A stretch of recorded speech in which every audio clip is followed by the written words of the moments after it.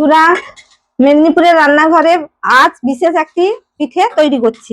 এই পিঠেটির নাম হলো পোড়া পিঠে।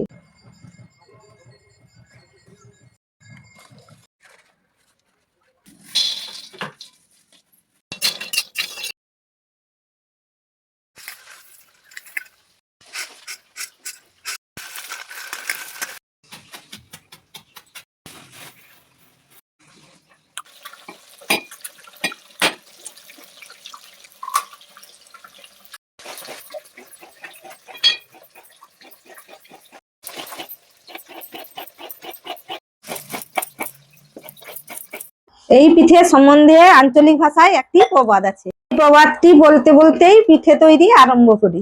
এটা গ্রাম্য ভাষায় আমরা বলি দুধ লাউ। একে ছোট ছোট করে কুচি করে সিদ্ধ করে নিয়েছি। এটা হলো আতক চালের বাটা, একে বেটে নিয়েছি। এই দুধ লাউর সঙ্গে এই আতক চালের বাটাটা মিশিয়ে দিব। মাপ মতন চিনি দেব, চীনা বাদামের গুঁড়ো দিব, কিশমিশ দেব,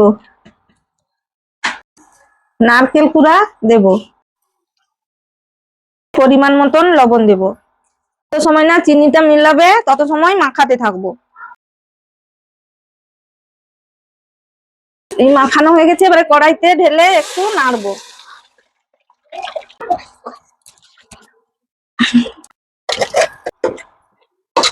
প্রথমে কড়াই একটু জল দিব। আর একটি বিশেষ পাতা প্রয়োজন হয় এই পিঠে তৈরি করতে, সেটি হলো কলা পাতা। কলা পাতাটাকে এরকম একে একে কড়াইতে সাজিয়ে দিব।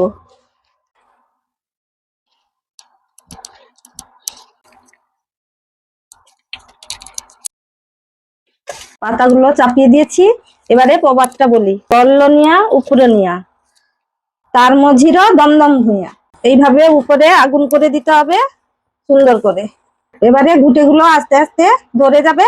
2.5 ঘন্টার পর খুললে আমাদের পোড়া পিঠাটা রেডি হয়ে যাবে। 2.5 ঘন্টা হয়ে গেছে। এবারে আস্তে আস্তে ঘুটের ছাইগুলোকে সরিয়ে নেব। যদি আস্তে আস্তে না করি তাহলে পিঠেটি খাওয়া যাবে না, তাতে ছাই জড়ে যাবে। এবারে এই কলা পাতাগুলো একটা একটা করে সরিয়ে নেব। এবারে আমাদের পোড়া পিঠা রেডি।